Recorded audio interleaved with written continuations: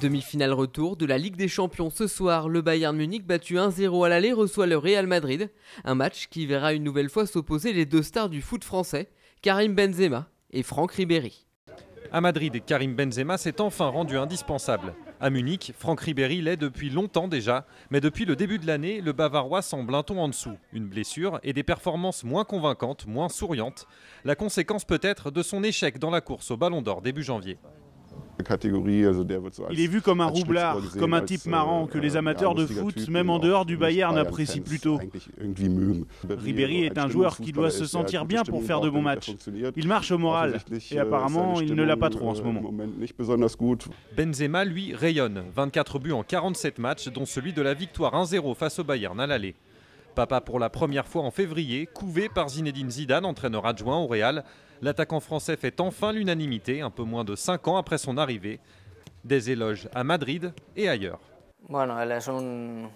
C'est un joueur qui a toujours évolué à un très haut niveau, que ce soit au Real Madrid ou quand il jouait à Lyon. Aujourd'hui, c'est l'un des meilleurs attaquants au monde. Ribéry, Benzema, des courbes de performance et des destins qui se croisent avant peut-être de se rejoindre cet été au Brésil avec l'équipe de France. Selon la presse anglaise, l'UEFA aurait informé hier le Paris Saint-Germain de sa future punition pour le non-respect du fair-play financier. La sanction serait intermédiaire et porterait sur un encadrement de la masse salariale ou d'une limitation du nombre de joueurs inscrits en Coupe d'Europe. Depuis hier, les footballeurs du monde entier enflamment les réseaux sociaux en prenant la pause avec une banane. Une manière d'apporter leur soutien à Daniel Alves. Le joueur du Barça avait mangé une banane balancée dimanche par un spectateur à Villarreal. En Angleterre, deux Français ont brillé hier soir. Laurent Koscielny et Olivier Giroud ont tous deux marqué lors de la victoire 3-0 d'Arsenal face à Newcastle. Un succès qui permet aux Gunners de conforter leur 4e place, synonyme de Ligue des Champions.